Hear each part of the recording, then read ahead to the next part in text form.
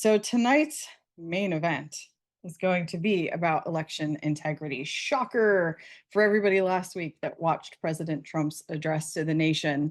And I've talked to people that are on so many sides of this. Some are, yes, finally, we're vindicated. Others are going, WTF, we've already known this forever. And some people are just still painfully asleep all over Audit the Vote social media saying, where's the proof? What are you talking about? And they have to be dead asleep. So welcome to Patriot Academy Community Night. This is week number 2. I know there's no sound. That's my favorite. Totally my favorite. And I thought I even disabled the waiting room so people could just pop in whenever. And it looks like I didn't do that right either. Good to know, Chris. Good to know. See, I'm kind of like surface level. Actually, before we get into that, let us open in prayer, and then I'll keep letting people into the waiting room. Father, we come to you in the name of Jesus. We give you all the glory, honor, thanksgiving, and praise. And Father, we just ask that your hand is on every time that we gather Patriot Academy Community Night, that you bless this gathering, and that you show everybody that is here what their next steps are that you have for them, that you order their steps, you make it clear, not confusing, you give them peace, you give them strength, and just allow this to be an area where your Holy Spirit can flow and we can commune together so we can live out our purpose. In Jesus' name, amen. Okay. All righty. First, let me go back to, look at these sweet little slides I had. Oh, that looks so nice. So this week in the Republic, we are going to talk about President Trump's Thursday night address, the declassification of all those election integrity documents, which for me, not to be a buzzkill, but I was like, yep, we knew that, we knew that, we knew that, we knew that. So none of that was new for me. If that was new for you, stick something in the chat. Say, wow, can't believe this came out. Let me know what questions you have from his election integrity debrief on Thursday. And I'd like to just you guys steer this tonight to see really the direction we should go while I try to octopus myself and figure out how I'm going to get these videos to play, because I had it all set up so nice and slick and it's not working. So tell me what you think. I want to know what you guys thought of that election integrity address. I have learned over the years not to put too much stock in any one bombshell thing, because I feel like every time we get all jazzed up thinking like, this is it, it's going down, we're disappointed. And I don't like that roller coaster. So I chose to get off of it years ago, and I don't put too much stock into any one thing anymore. That being said, politics in our household has become like a sport. So we don't cheer as much for the Steelers as I'm usually, if President Trump's on the TV talking, I'm screaming and yelling at the television as if, 10 years ago, I was never really into sports that much, but as if the average normie would, if you will, to a sports arena. This is my sport. And so I'm yelling at the TV like, somebody needs to get arrested. Where are the perp walks? We've known all this for years. Yeah. That was kind of my reaction. So I would love to hear what you guys, Ginger says, amen. I would agree. The normies don't know anything. And so if they listened, maybe they learned one thing. And that is my takeaway from the election integrity reveal, if we even want to call it that, is that now it is front and center of the conversation yet again. And yet again, we're being called, I know, Angie, so you can relate. Yet again, people like me are being called lunatic election deniers, conspiracy theorists, and you're probably one of them too. And I wear that label proudly. I have zero problem with it because we have receipts to back it up. And I am going to talk tonight through Audit the Vote's canvassing efforts, because I want you guys to understand what it means. I want to equip you tonight with the people in the marketplace that are saying, you guys are crazy. Where's the proof? I want to show you what we found in Pennsylvania and walk you through it slowly, because it's been a while since I went through it. So you have a really good understanding that, oh no, something went horribly awry. And more importantly, you know how to articulate it enough to have civil discourse with someone who's maybe on the other side. Because I personally think in this whole awakening process, that's just where we're at. There are still so many people dead asleep. Granted, there's ones that we will never wake up, but we are called to disciple and shepherd those who just might hear our voices. So that's kind of my theme for tonight, is to talk through all this election integrity stuff, go back through our canvassing efforts, show you some cool videos once I share my screen, And just, I want to chat with you guys and figure out what you thought about last week. So let me check the comments really quick. Oh, I mean, Michigan is a flat disaster, Susan. And the trailer that I have, in fact, maybe I'll do that first, is I'll share my screen and play the trailer for the trapped video. So for those who are just joining for tonight, I thought it was good too, Joseph. I'm just screaming at the TV, like, arrest somebody already. But I also understand that we're playing the long game, and it just is what it is at this point. Let me get this up on I did email everybody the recording from last week. YouTube, I was having some challenges at first because YouTube doesn't like that I shared the video from the John Adams movie. And it was, I don't know, all those content restrictions that if you don't have rights to share something, I'm working through all of that. Eventually it's going to be a polished podcast, but for now, I'm just going to send the recorded link for anybody that misses community night so that you can catch up there. The rest of my shirt, this is from the Cracked Egg. Eggs, bacon, pancake, freedom. Shout out to the Cracked Egg, which is the one restaurant in Allegheny County that chose to stand up against the COVID tyranny, and they took a ridiculous amount of backlash. Actually just decided to retire this year. But Kim from the Cracked Egg was one of the first people that helped Audit the Vote get the petition off the ground. When we first started hosting our Constitution classes and trying to get answers to the 2020 election, they were insanely supportive of us. And so this is their t-shirt representing their restaurant that is unfortunately no more. Jan, I agree, one step at a time, one step at a time. One step at a time, meaning I'm going to get these videos and I'm going to be able to share this because I'm just not going to give up. There it is, trapped. Okay. You guys are going to love this. It's a 3-minute long trailer. I am told from the True the Vote folks that Audit the Vote is partnering with them, by the way. Thank you. Look, glad you like the shirt. Audit the Vote PA is partnering with Catherine Engelbrecht. That was a relatively new partnership this spring that we just decided, I don't have the resources to take Audit the Vote nationwide, nor do I feel the calling. I made a ton of good connections with election integrity folks over the last 5 years. And if the infrastructure is already there, which Catherine has, why not? So we're kind of butted up with Catherine Engelbrecht and True the Vote and kind of operating, if you will, as their Pennsylvania arm. Audit the Vote PA is still there. It's still a separate entity, but we are kind of in partnership with them. So I have a little bit closer access to Catherine and what's coming down the pike. And I know she's been in Michigan and Detroit, Michigan, filming this docuseries that I'm being told is going to come out very, very soon. I don't know if it's going to be the end of July or it's not going to launch till August, but it's going to help us keep the election integrity conversation front and center still. Because as you see the news cycle, you guys probably saw it. Thursday night, 9 o'clock, Friday, there's outrage already. It's staying I feel like it's staying in the limelight, but the more tools that we have dropping on a regular basis that help us keep it front and center, the more chance that we're going to have success at getting what we need to, which is transparent elections. So any of these groups that put out good, credible information that we can get behind and wake people up with, I jump on. And that is what Trapped is going to be. I got proof that they cheating in elections. Election fraud is the greatest form of racism in the history of humanity. They using people that's right here that ain't never left. They said they received the application and they said they returned it all in one day. Oh, wow. They did all this on the same day. Simone, is that your signature on that ballot? No. 21-year-olds in this area right here, look at this. You telling me they care about voting absentee? Right. Yeah, right. Do this look like your envelope? No, not at all. It look like your handwriting on that envelope? No. A chill in my body like they stole from me. I'm like, oh man, this is a purpose. My name is Melissa Love. I am the evidence. I did not vote in 2020. Voter fraud is affecting our people and forced to live in poverty because of it. The people in this community being voted for illegally. That's what's happening. We are living affidavits. They contacted the FBI in Detroit. Canvassers admitted to FBI agents that they signed voter registration forms in other people's names. Well, I never vote absentee. I always go to the poll. So then when I check my voting record, I'm like, voting absentee? I don't vote absentee. And I said, well, I voted in person. Supposed to be an I by my name. And I felt something was wrong, but I didn't quite understand what was going on. Is that your signature? Did you sign that, Ms. Linda?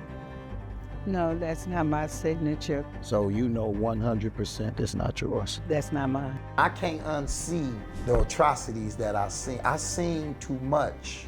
I would have to be crazy to go back to a normal life after all what I witnessed. It's political rape. You are ravishing someone. You are violating them. That's what's happening to the people in my community. Something needs to be done. We have evidence that the election was stolen. Here's the proof, I'm the proof. They can't prove you wrong, you know what they do? Ignore you. We call these voter trap houses. They put voters in these houses, have them work voting in these houses, and we got like 300,000 parcels. So if you put 1 and 2 in each one of these parcels, you spread it out across the city, it's gonna be many. I've been in this community all my life.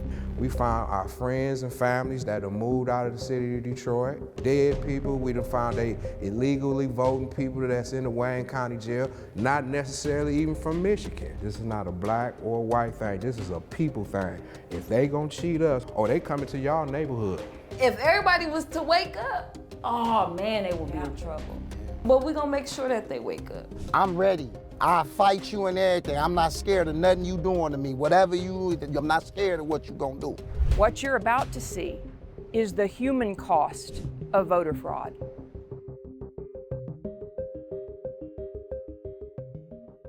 Chris, my friend Chris Work, do me a favor. If you don't mind unmuting yourself, why don't you share, while I try to figure out some of this tech stuff, can you share the Devolution Power Hour series? Sure. Give me a debrief on that, because I didn't follow that.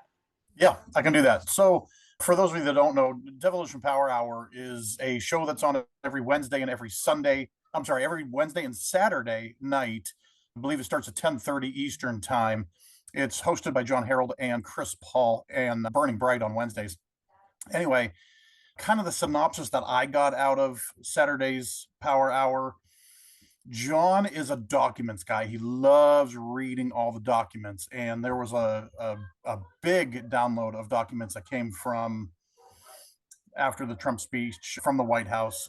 And I think part of the takeaway I had, Tony, was I went into this, first of all, it was leaked by the media, 4 days ahead of time, that this press conference that Trump had was going to be about election integrity and the 2020 election. And so when I first heard that right away, I went, okay, things don't leak out of the White House. So I got to wonder if there was something that, if there's some sort of an op that's going on to find out who the leaker is.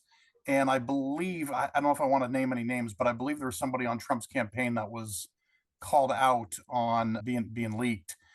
I'll leave that. So anyway, we all know that Trump is a master of psychological operations, right? He's running psyops all the time. And I love how he will put a narrative out there, and of everybody in all of politics, I could tell you that there's probably not one person in Congress that I trust fully at all. I think that's a fair statement to make.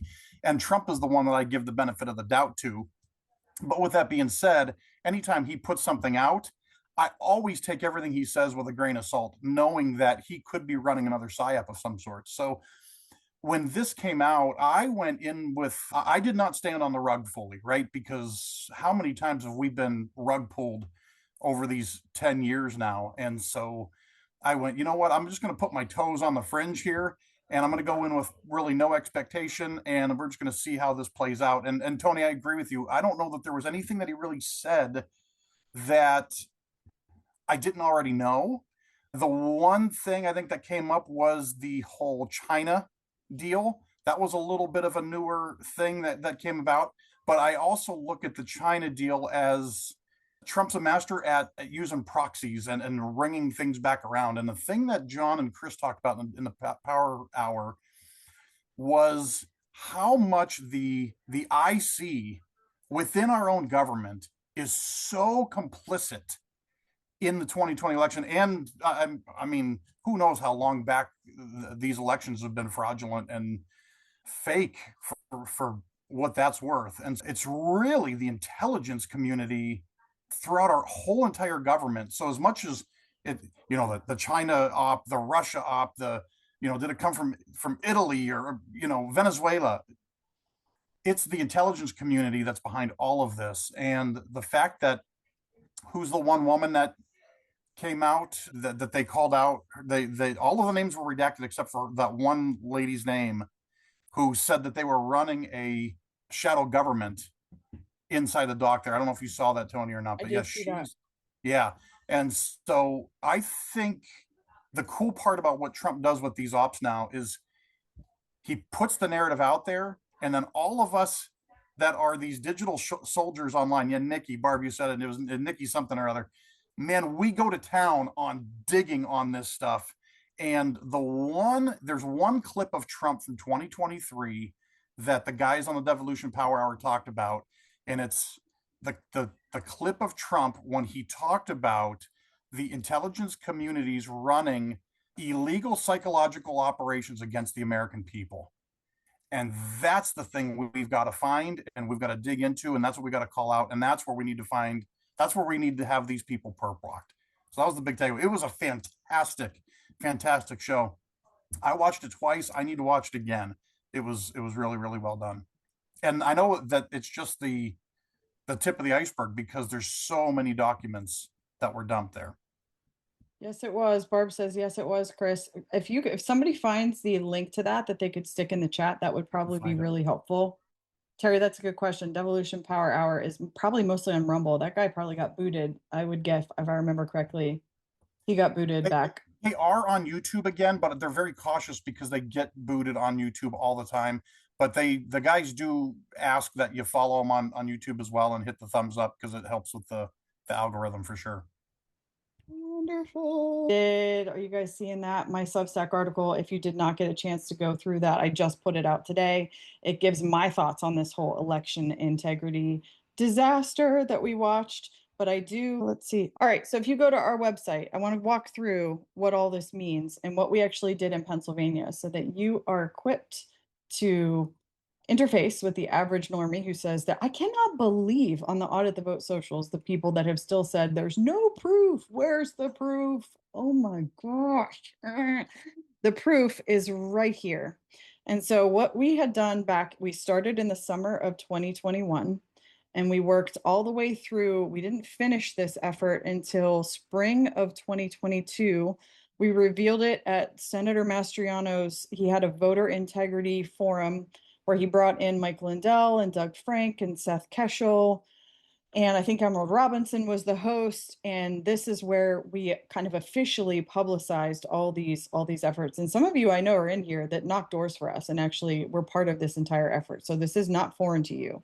But I want to go through I've had a lot of questions over the past week, especially since Thursday, of people asking me, like, what the heck does this actually mean? And so let's break it down, what it actually means county by county. Allegheny, for example, we have one of the first stats that we put on our canvassing results is how many addresses we attempted.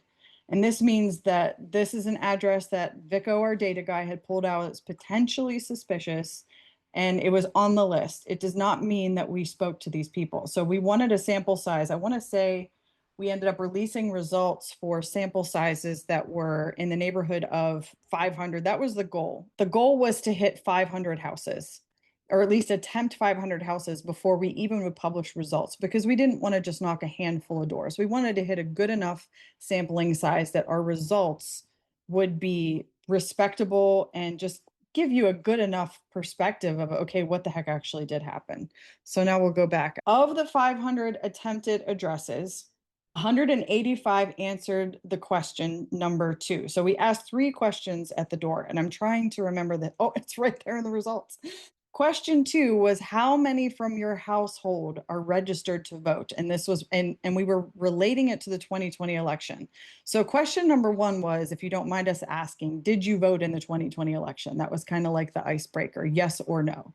Question 2 was how many are registered in your household? And what we wanted to do there was to compare the number of registered voters that the individual at the house told us that they knew were there to what the state had as the certified results. And I will give the other side, if we want to call it that, this argument in that Is it possible that there's multiple generations of people living in a home and grandma is registered to vote and you don't know it, or you think grandma's registered to vote and she's not? Or is it possible that families don't talk politics and therefore the individual that answered that question at the door does not have the resources they need to answer that accurately? Yes, it's possible. But again, the sheer number of doors that we knocked on makes all of this very alarming. So that was question number 1. Did you vote? How many are registered to vote? And question 3 was that you're aware of how many people in your household actually voted in the 2020 election. So you will see in Allegheny, of the 500 addresses we attempted, that 185 of those answered question 2. All right. 185 answered Q2, 181. And what we did was, when we gave the results, when we were all done, we gave them to our data guy, Vico, and he compared all the answers to the questions to what the state certified results were. So in Allegheny County, if you're looking at this, what is that? Whoop, let me go back to Allegheny. 154 anomalies across 196 reports. So of the 500 addresses that we attempted to knock on, we were able to connect with 196 people. And again, if you've knocked doors before for campaigns, that's actually pretty darn good, because most of the time when you knock a door, they're not there. So the fact that we got not quite half to actually, we spoke to not quite half, maybe more like a third of the people, we were okay with that. So 154 anomalies across the 196 people that we talked to. So when we started shouting about our discrepancy rate, what that meant is, of the people that we talked to, there was an issue almost all of the time in Allegheny County. One of the answers to those 3 questions, did you vote? How many people are registered to vote here? And how many of them voted in the 2020 election that you know of? 78% of the time, the answer to one of those questions didn't match the state certified results. Now, does that prove fraud in and of itself? No. But it shows you, when we did it across 12 counties and we got very similar results in all 12 counties, whether they were red or blue, that something is awry. And that was kind of where our heads were at the time. Was we were pounding the pavement with this petition, trying to get our legislators to do something about what we were certain was a stolen election. And the more doors we knocked, the more certain we were that something went horribly awry. But we just didn't know. We were hoping this would give them the tools that they needed, the proof, so to speak, that they needed to actually do something about it. And so a lot of the times we get questions now, people go, well, why didn't anything happen from this? Because it was just a sampling survey and we documented everything as meticulously as we possibly could have. But in order for us to turn this into something, we would have had to document things differently, and we would have had to have witnesses and affidavits that we could put into a court. And we would have had to have, let me back up. Trump supposedly lost the state of Pennsylvania by 80,555 votes. These numbers, some of them come in and out, but a lot of them are like completely embedded in my head and they will never leave. 80,555 votes. It was the margin of victory in Pennsylvania in 2020. We would have had to find 81,000 people with a signed affidavit who said, I didn't vote in 2020, but there was a record of their vote according to the state's certified results. That's the level that we would have had to have before they certified the election on January 6th. Of course, if you know our story, we weren't even in the action. I was still like deer in headlights, watching everything like they're certainly not going to certify, like we're not going to have to inaugurate Biden, right? So we didn't even get activated till the end of January, early February. So there was just no way to go back and right the wrong, if you will, from what we did. I hope this is helping you understand all of this. As you can see, we also meticulously documented the registration count discrepancies. So in question 2, how many from your household registered in 2020, the 69.73% means that 185 answered. And do the math, what's almost 70% of 185? That's how many times the number didn't match from the person we talked to at the door. If they said there's 5 people registered to vote here, me, my husband, and my 3 adult kids, we're all registered to vote. That means the state said something else other than 5. It might have been 4, it might have been 3, it might have been none, it might have been 10. It was different every time, but it didn't match. Now, again, I ask you, 70% of the time, is it possible the people at the door aren't given enough information to be accurate? Yeah, but 70% of the time, that's a little bit high. in my opinion. 120 of these 185 addresses had a phantom registration. What that means is if the individual at the door, what we defined as a phantom registration was the person that answered the door said, there's 5 people registered to vote here. But when we compared it to the state system, there was more than 5. Phantom meant the individual at the home, there's more people to register to vote there than the individual was aware of.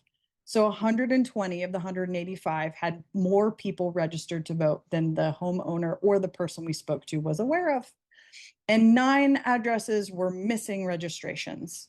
So 9, what that means is 9 of them had less than what the individual at the door told us. So there's 5 people to register to vote here, they would say. And when we would check it, it was 4. Any way you slice this, the discrepancies are off the chain.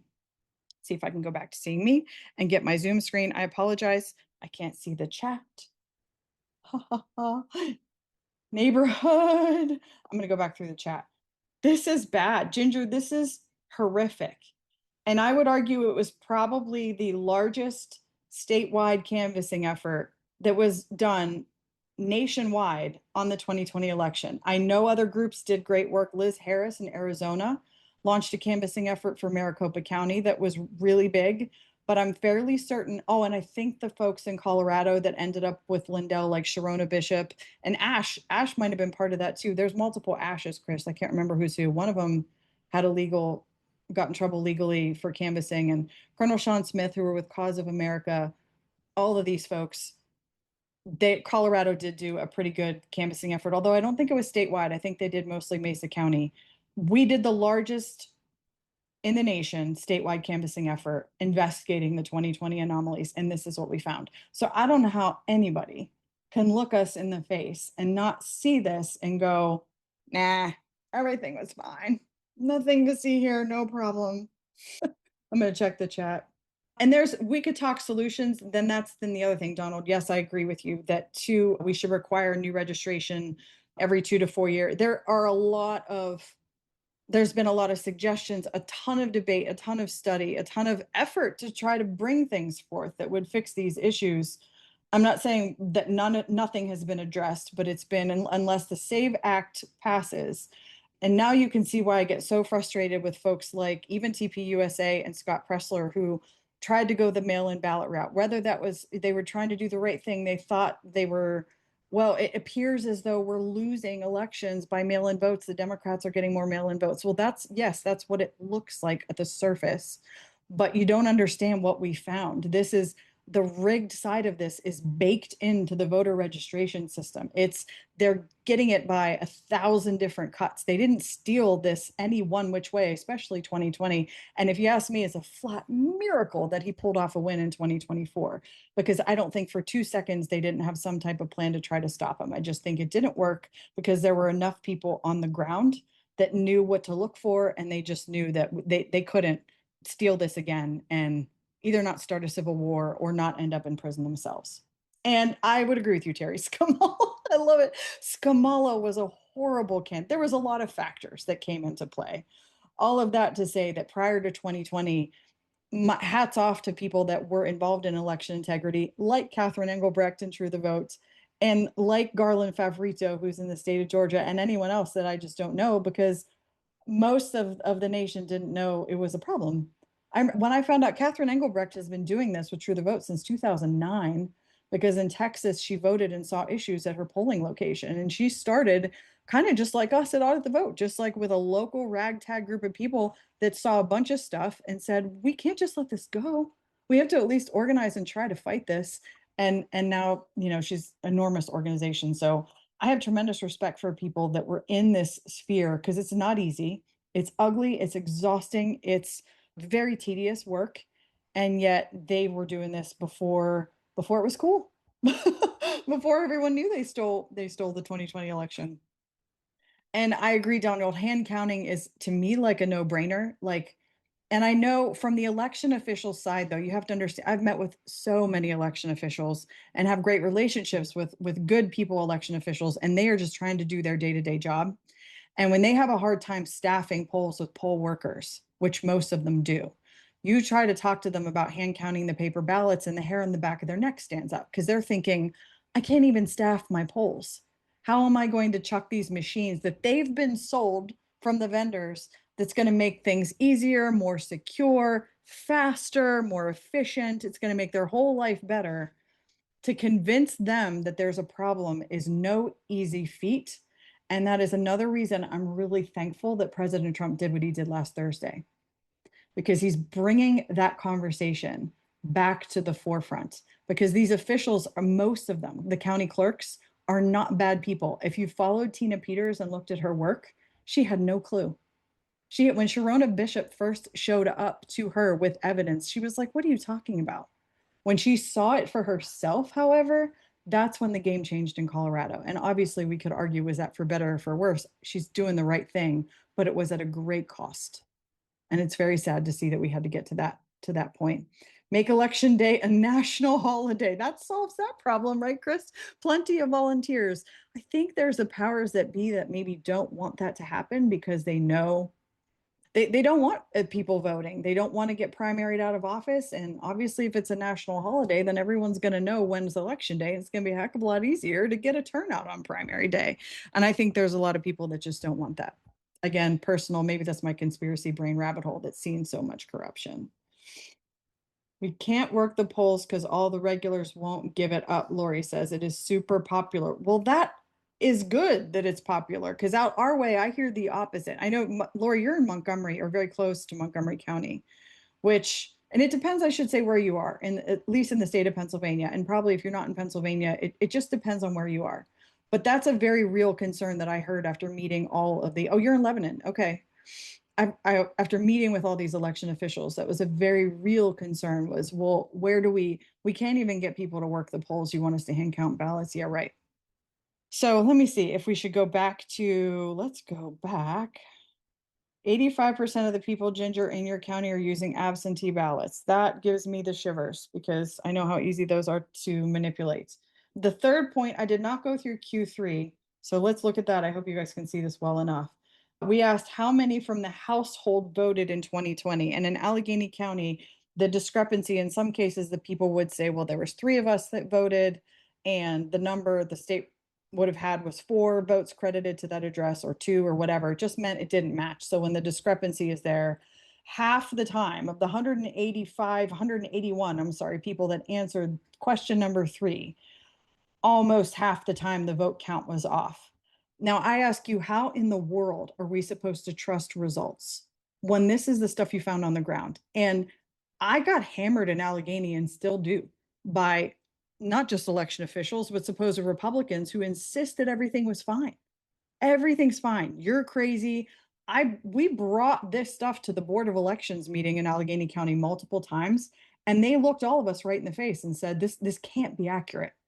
So to which our response to them was, come canvass with us. There was a guy who was the chair of the Allegheny County Republican Committee once upon a time. His name is Sam DeMarco.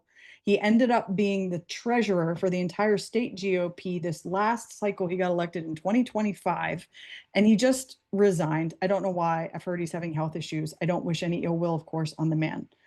But that guy would not accept the fact that there were issues in Allegheny County, even though he didn't vote to certify the 2020 election. He voted to not certify because Allegheny County, which is Pittsburgh for my non-Pennsylvania folks, Allegheny had 6,000 more ballots than voters who participated in the election when you compared the turnout, which is why he did tell me face to face, well, I voted not to certify for that reason.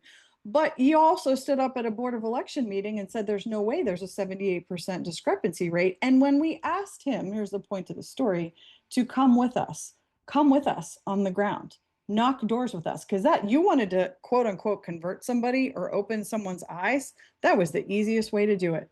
When you knocked a door and you showed them how many, by the end of the canvassing effort, our data was so sophisticated that we were able to turn the survey over and show the people who lived at the address who was registered to vote and if they cast a ballot in the 2020 election. And they were able to go, no, I don't know that guy. That was the previous owner. He hasn't lived here in 2 years. You're telling me he voted in the 2020 election from this address? Well, that's what the State Department says. So we were able to get it on that granular level. And when you saw that, when you knocked the door and you experienced that, it was just outrage, literal outrage, because you actually felt Violet trapped, if you will. Talk about feeling trapped. Like our voices are literally ripped out from under us, and you saw it in real time. And we couldn't get people. No, I can't. I don't have time. That was his excuse. I can't come canvassing. I don't have time. Well, then don't slander us and tell us we're crazy when we're giving you every possible opportunity. I still don't like that guy to this day. Again, don't wish him any ill will. Hope he's healthy, but seriously, dude. No, everything's fine. Everything's fine. Sure. So let's go back. And we did this in, like I said, 12 counties.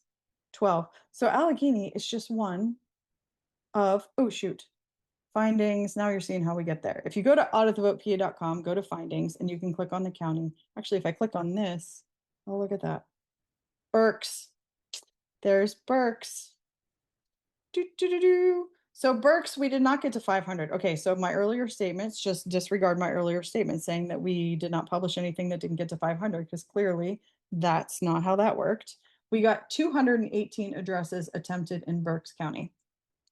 And 35 out of the 70 encountered an anomaly. So that means we tried to knock on 218 doors and 70 people answered. So you're seeing, the other thing that I thought was comforting is that we got about a third of the attempted addresses. We were able to connect with about a third of the people. That was the same no matter where we went. And out of those 70, half of them had an anomaly, meaning once again, one answer to these 3 questions did not match. And this is obviously smaller sampling size, but you'll notice the percentages are still wildly alarming. Like 44% of the time, the number of registered voters didn't match what the person at the door said. Like, these are outrageous. Phantom, 35% of the time there was a phantom voter. There's more people registered than the owner of the house or the person we spoke to was aware of. Missing registrations, like, it's across the board. I don't know. Oh, it wasn't widespread. Really? How do you define widespread? If this isn't widespread, I don't know what the heck is. Let's see Bucks. See if I can pull up Bucks. I don't know why my camera is, I have so much work to do before next week to try to get this. I thought I just was going to have a banging evening when it came to tech. Okay. Bucks, we had 181 addresses attempted. And we even put, so the mainstream media, a Lancaster newspaper, tried to totally discredit us because stupidly at the time, I'll go back to stupidly at the time, I was thinking I could change the world. I can convince anybody. I can love on people. I'm a Christian, and I'm going to convince this guy, this total hack from the Lancaster newspaper, that we are sane people and he's going to join us. And so I took 2 hours on a Zoom call, and I tried to see things from his side and try to be super upfront and honest and objective on what we were finding. And you can see what we have documented here. We even put, there were 3 outliers, meaning new residents that did not live there in 2020, or someone who was unsure if someone was registered there, and they told us that. So we added every detail that we possibly could to make this as credible as possible. If we talked to someone at the door and they didn't seem like the owner, or it seemed like, I don't know that we can trust this person, we noted that on these results, even though the Lancaster newspaper tried to make us look like crazy people. And out of that, let's see, 74% of the 181 attempted addresses, something didn't match. 90 people answered the question 2, which is how many were registered to vote. And look at that. Oh, 68% oh, you guys can't see it. I need to go back. 68% discrepancy rate. No big deal. 68% of the time, the number of people that the person we spoke to thought was registered to vote wasn't accurate. Oh, 54%, no big deal. Over half the houses have more registered voters than they're aware of. That's not a problem, and 13 are missing. Now the vote count, this is my favorite, is Q3. As you can see, less and less people, well, it's not drastic, I guess in this case, we're willing to answer the 3rd question. So we didn't push it. We were I think that's how we stayed off the radar and didn't get into a ton of trouble for this, because we just didn't push. If somebody didn't want to talk to us, we were super friendly. And Barb Harris, who's on here, her and I canvassed multiple counties together. We saw it. If somebody didn't want to talk to us, we were like, okay, thank you. Do you remember that? Question number 3. is the vote count. So 54% of the time, someone at the door said, yeah, we had 3 people that voted in 2020. Nah, state says there's 4 or 2 or none or 5 or whatever. Like, come on, man. 26 addresses show phantom votes. Here's how we defined a phantom vote at this point in time was if there were more votes at the House, according to the State Department. So the person said there's 3, but if the state result had certified 4, 5, anything more than the person at the door told us, we threw that into a phantom vote bucket because that means there's people voting from this address that you don't know about. And 29% of the time there were phantom votes in Berks County, just from the couple hundred that we did. I tell you what, I'm getting more fired. Maybe I should go back through this on a daily basis to renew my passion because I'm getting more fired up the more I look at this. Let's look at let's look at a clean county. Let's look at Lancaster. Lancaster was one of the first ones that we did. And let's see, scroll up. We were very, very new when we did Lancaster. We attempted 411 doors and collected 256 surveys. So we did not have, when we knocked Lancaster, which we did in the summer of 2021, we had nowhere near the sophistication in the data. We just had the survey. There was nothing on the back of the survey that told us who was actually registered to vote there, if they voted in 2020, none of that. And still 37% of the houses had some election anomaly occur. So that's why these results look a little different than the other ones that I showed you, is because these were the early ones. So even when we had no idea what the heck we were doing and nowhere near the granular level of data that we could ask pointed questions, still in a supposedly red, everything's fine county 37% of the time, the 256 people we talked to, it didn't match. 29% registration count discrepancy. I think I've beat the horse on what that means now. And 8.5 for 6 had less registration stated. That's actually not too bad. Oh, and 17% phantom votes. So 17% of the time, there was someone that voted from the address that the individual was not aware of. If I keep reading these, my blood pressure is going to go through the roof. It's 8:45. Let's see. I'm going to check the chat and see if there's any questions, because I'm going to not sleep tonight. I haven't looked at this stuff in a long time, you guys. Oh, Lori, Lancaster is rough. Thank you, Terry, for putting that in there. Rachel, the dot is not where we canvassed in the county. No, it was just for the graphic, just so people could get a picture. We had a volunteer do the graphics for us at the time, and he was so sweet in how he carved out each county and what the shape of it looked like. And nope, that was just a creative graphics guy trying to make these easy to look at, because you have to put yourself in our shoes back then. We literally, I don't think I thought we were going to have to live through 4 years of Biden until after the midterms in 2022. I seriously thought that we were going to get Trump back in office. We're certainly, and I didn't think the country could survive also. I briefly remember President Trump when 2000 Mules, the movie 2000 Mules came out. I think I briefly remember him acknowledging that, saying, I don't know if we can survive. So the sentiment in the country at the time was very different than what we're looking at today. Terry, you found it. Pastor Lorenzo Sewell has put on his Instagram that trapped trailer. And if you're following Audit the Vote on their socials, it's on our Telegram channel, it's on X, and it's on our Facebook profile. True the Vote corporate are going to release it on their socials. They just haven't yet. And I have to happen to have an extra copy since I kind of work with them a little bit now. So that's what I was going to show you guys tonight, which if somebody else wants to share something's on your heart, I will do some digging. I would love to hear from someone else that maybe has some perspective on this, share people that canvassed with us to share what they found. And then I don't have to chat and I can try to figure out this sound issue if we could play this. But Terry, the True the Vote website will get it to you, because actually one of my slides, let's go all the way to the end. Our Liberty in Action for the week was to join and I'll leave this up so you can take a picture. If you are not part of the True the Vote Now community, I highly recommend joining. It's a platform that Catherine has spent years building and is officially launched. And their state groups and their tools, LegiTrack, which tracks election integrity legislation. They have a voter roll cleanup tool called Scan, Check, Protect that's evolving and getting better every day. All of these things are available on the True the Vote Now community page, and that is the QR code. So create an account. There is parts of it that are behind paywalls, but there's a lot of it that's free. Definitely just join the community, join the discussion. if you are excited about election integrity, that's one way you can get connected with people nationwide, is to join the True the Vote Now community. So there's our Liberty in Action. That was after a bunch of entertaining videos and discussion. I was going to give that as our final point for the night. But there you go. Cannot stand Zuckerberg. Terry, I agree with you. Totally agree with you. Yes, and in Washington County, Ashley Duff was our county lead in Washington. I don't know if you know Ashley, she had to step away from politics this year, which was a huge loss for the movement. They ended up taking over the county GOP. She was the chair. They were kicking butt. She ran the canvassing effort for us in Washington County. And Ginger, I growled the whole 4 years. Didn't we all?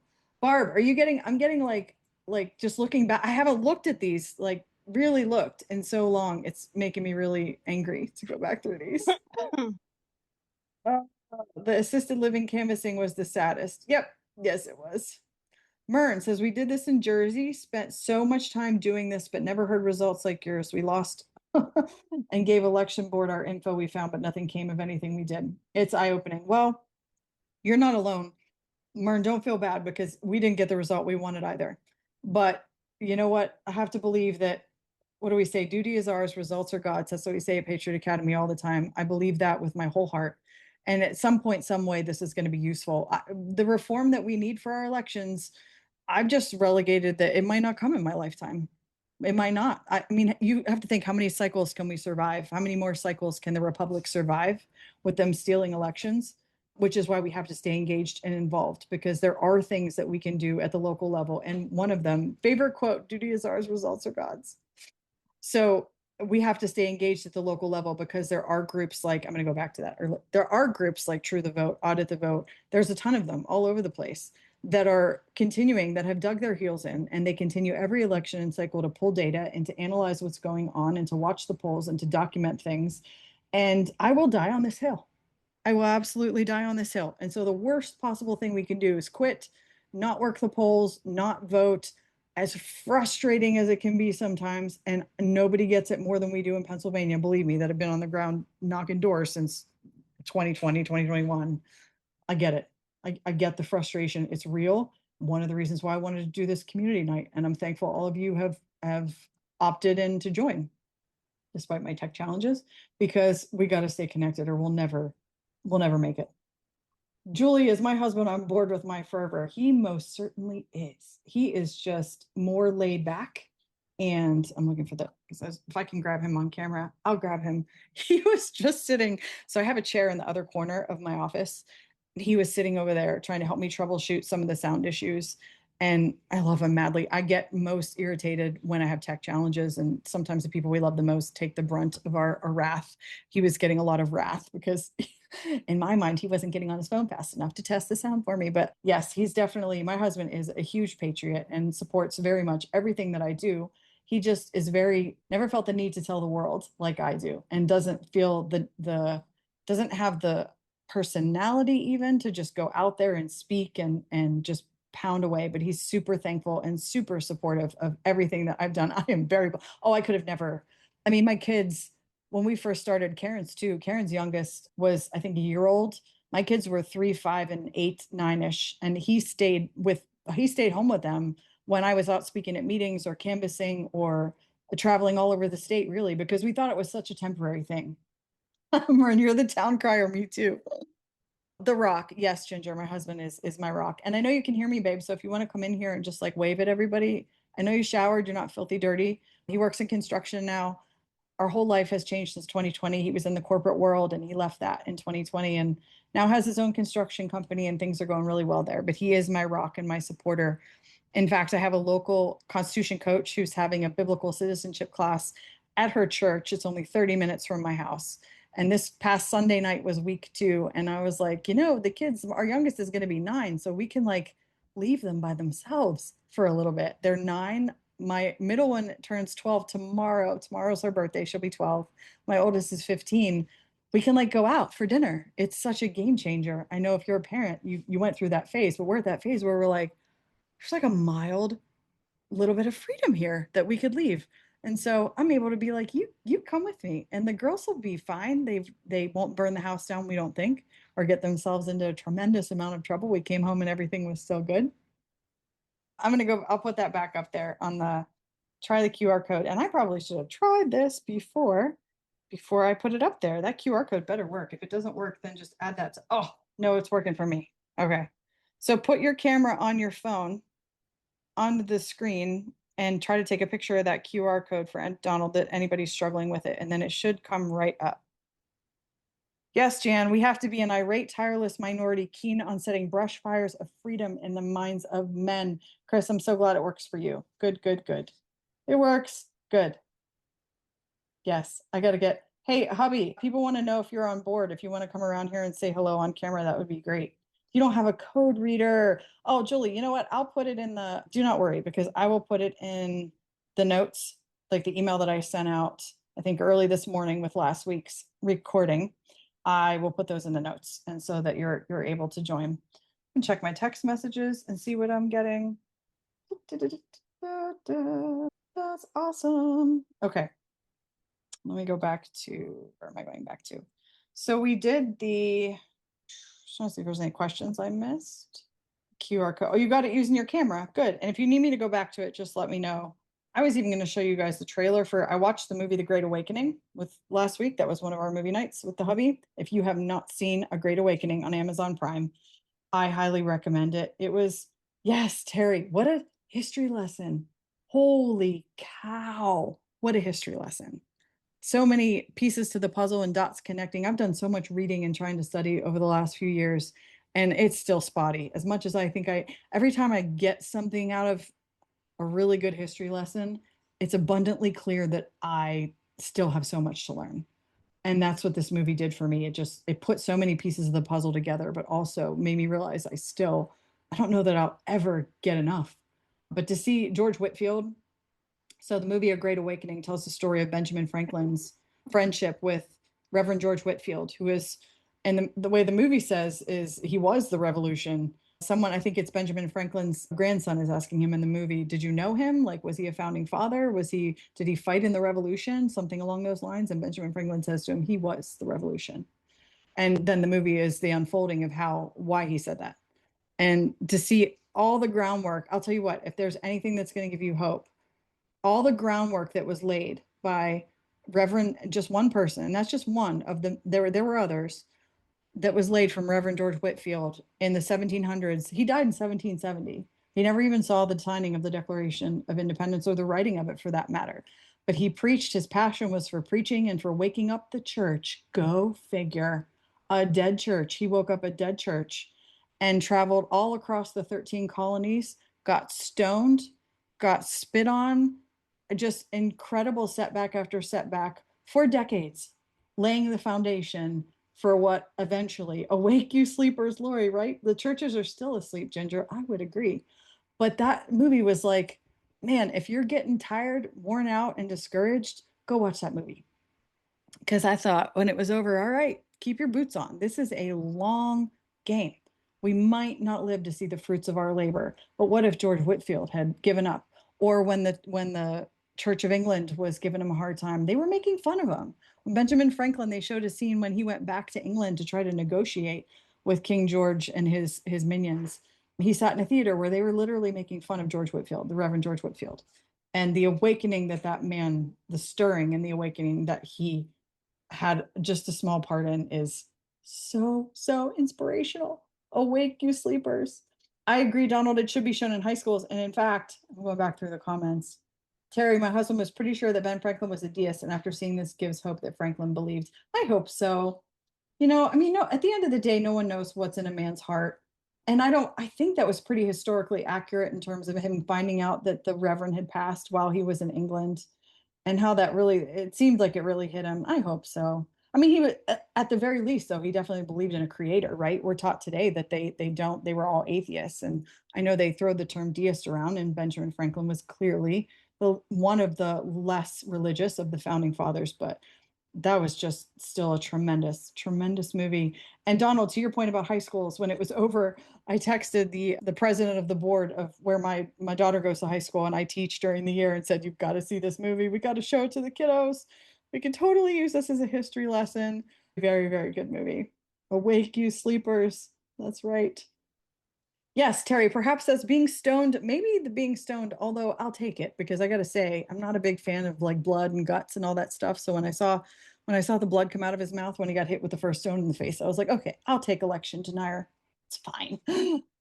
Physical suffering is a different bag that maybe I wouldn't have been equipped to handle. So I'll take it.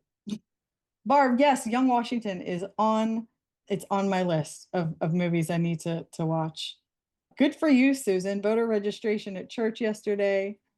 It is on DVD too, Lori. That's good to know. I thought initially, and correct me if I'm wrong, I thought that Prime launched it, and if you were an Amazon Prime subscriber, that it was free. Although when it comes to stuff like that, we need to support it. We rented it. I probably should have bought it. I paid $6 to rent it. Very well worth the $6, if not more. Rachel, feeling like no idea what I even learned if I did in elementary or high school, and challenging to put history together, this piece and that piece. Yes, it's very disjointed. That's how I like to describe my perception of history is incredibly disjointed. And a lot of that is on me. I just didn't care about history growing up. I agree that prayer at the end was incredibly powerful, and his journals, just the whole way they told that story, that he had the Reverend's journals, that that he was left with those. Rick and the Bartons, Lori, thank you for that. Said that was one part that was not done as well. He had clearly stated he wasn't a deist much earlier in his life. So he was, Lori, what you're saying is that he was an atheist or an agnostic and didn't even believe in God in his early life, and at least came to believe there was a creator, is what it sounds like. I can do comments. Was a Christian. I hope so. We won't know till we get there. Certainly. I know. And you guys see how much of the revolution, just even to see Philadelphia, how many times did they say in that movie, the city of brotherly love? Of course, there's other things that they say now about that, but that made me so proud to live in Pennsylvania. See, that's why we're here. It wasn't free, but they launched it and the DVD came out later. Okay, maybe I missed that because I feel like, dang, did I miss the chance to watch it for free? Wonder members. Okay, very good. Franklin wrote letters when he was 17 to 19 years old saying he was a deist. He believed there was a God and that he affected the affairs of men. Schmoop mentioned use lots of scripture. Yep. I wasn't going to say that, Lynn. It's the city of brotherly shove. I'm trying not to think of it that way, but I know that's kind of what it's become. You are welcome, Joseph. It is 9:01. Before we do that, then, if people are going to close out, next week, here's what we're going to do. I did at least have this planned. At any rate, we're going to go through the series of American Campfire Revival that Kirk Cameron did. It's so good. I know a handful of you that are on here. So next week, we will do the first series in American Campfire Revival, and then we'll pick it up when I get back in 2 weeks after that. And I would love to, Chris, if Ash will be available next week, I would love to have her. I love having the American flag in my backyard, and I love my family, and I love God. And maybe like me, you're feeling like we are living in a land that is like a slowly sinking ship. We're seeing the taxes that are increasing, we're seeing inflation increasing, we're seeing government regulations, we're seeing freedom stripped away, and our children's futures being squelched, and we wonder, what in the world can we do? Is there any hope? Yes, and here's why. The same strategy that has liberated nation after nation and individual after individual is the strategy of God, and it works. We just came up with a 10-lesson video course to train you to do in your backyard what I've been doing in mine, so that we can spread fires of revival, of freedom, 0% contained from your backyard across your county, across your state, and reach the entire nation. The answer is found by engaging, awakening, and reviving the hearts and minds of the family of faith. It needs to be a family thing, training our children up so that we pass the torch of the truths of liberty to our children and our children's children. Otherwise, we'll lose it. We can change the world.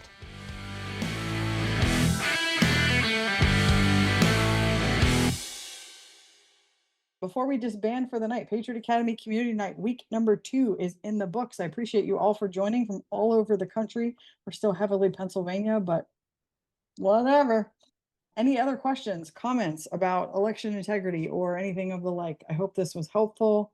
All right. right, you guys, 9:05. You guys have a wonderful week. I will see you next week. American Campfire Revival starts next Monday night at 8 o'clock. See you then.